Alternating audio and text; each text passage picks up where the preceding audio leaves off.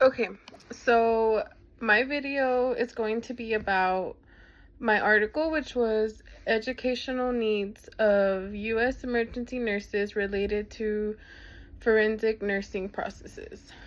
So to start off, forensic nursing is just nursing care related to a type of trauma, and that could be a violent crime, sexual abuse, elder abuse, just anything where there could be proof of someone getting convicted of a crime, pretty much.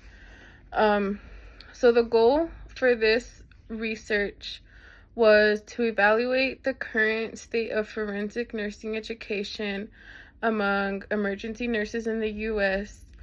It was also to develop strategies for improving forensic nursing training and just to obtain a broad view on how knowledgeable nurses are within forensic knowledge, more specific to emergency department nurses.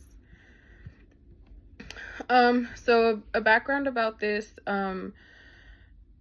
it explained the role of forensic nursing in emergency settings. The reason it's specific to the emergency department is because, they're the first on the line to get these type of patients into the hospital. If they had to be admitted or whatever, the emergency nurse already saw them first and, treated promptly. It also talks about the need for more specialized training in forensics for handling trauma cases, the impact of forensic nursing on patient care and the justice system, and national healthcare goals addressing violence related to trauma. So, why was it necessary or important to conduct the current research? So, the purpose of the study was to just get a view on the forensic knowledge of nurses in the emergency setting, and also to identify gaps in skills and with the practice and the appropriate education. So, we all learn to be nurses, but there are some certain situations and certain types of patients that may arrive to the ER that is a situation where there are cops involved, there is trauma involved. It's more than just, your chest pain or nausea and vomiting. Like, there is a lot more situations that could be related to this. So the methods used, they did quantitative exploratory. That is the type of research design that they did. And so the study subjects, they sent out 43,000 emails to members of the Emergency Nurses Association, and out of those 43,000, only 1,824 actually completed the survey. So that is where we got all our data from, and it was a cross-sectional survey. So there is a percentage on the reported crime that these, the nurses who filled out the survey reported. So we have 13.1% was child abuse, 12.4% was elder abuse, 17.6% was interpersonal violence, which domestic falls along that line. 19.2% reported sexual abuse and sexual assault. 7.4% was human trafficking. 7.2% was developmental challenges. 12.5% was strangulation, and 11.4% was either the patient was involved in a violent crime of any sort, or the patient themselves committed a violent crime. So some of the findings and results that they got, despite the apparent need for specific training in the identification and care of the ED forensic patient, Findings from this study suggest that emergency nurses do not report sufficient competency to consistently recognize these patients nor integrate forensic nursing practice into their care. Yet they also believe that most of their colleagues do not have adequate training, and that the lack of training results in missed opportunities for the collection and preservation of physical evidence of a violent crime.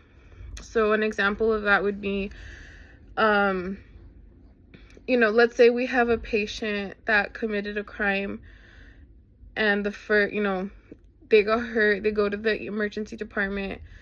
It is part in this forensic training, so the nurses will get trained to examine what kind of evidence they can gather.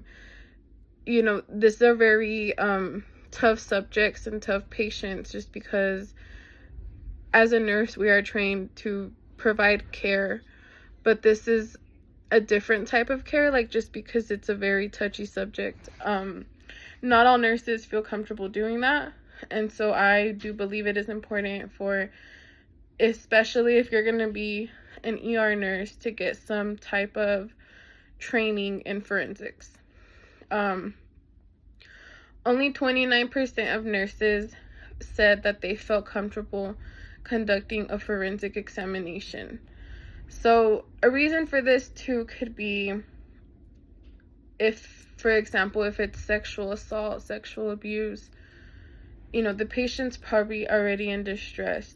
The nurses just don't feel comfortable being the examiner, gathering data for the police, for whoever is involved, because ultimately, if you are doing forensic nursing, you are working alongside the police, usually the state, the county, whoever it is, prosecutors, and so you are helping them gather that information. And most of the emergency nurses that were in this research experiment, they rated themselves as only slightly or moderately competent in their forensic knowledge and clinical skills for providing direct care to this patient population. So in conclusion, there is a need to expand forensic education to advance knowledge and skill acquisition in emergency nursing practice, and provide staff with additional resources that support a holistic, trauma-informed approach to patient care. So yes, as a nurse, someone shows up in the emergency department, we are going to treat the symptoms, we're going to treat the problem, but as a whole, we have to see that these patients are enduring trauma, and it is very important to treat them holistically, along with asking the tough questions. Ask what happened, ask and gather as much information as you can. And unfortunately, a lot of nurses just do not have that type of training, and they just do not feel comfortable conducting these examinations. So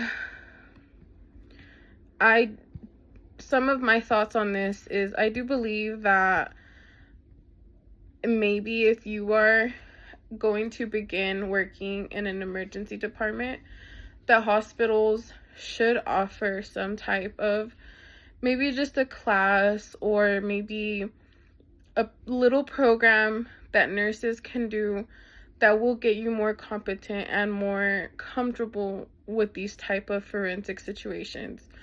Obviously, it's not easy having a patient who walks into your emergency department who experienced child abuse, experienced sexual abuse. And a really good example that I saw in here was, let's say, for example, the patient that just got admitted to the emergency department, they just killed 7 people.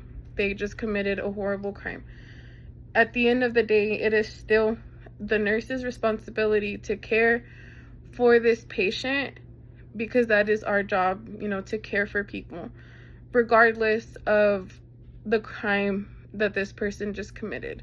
It is a very sensitive situation, and I feel like it is something that definitely needs to be brought up. Now, obviously, we live in a very small community. These type of situations don't typically happen here. You know, maybe elder abuse if it's suspected. However, you know, nurses in like bigger hospitals, bigger cities, bigger areas, I do feel like this is something that is more common. You know, they do have higher crime rates, they have higher abuse rates. So I feel like regardless where you're located at, I still feel it is very important that nurses receive this proper type of training for this. Yeah, and that is all I have.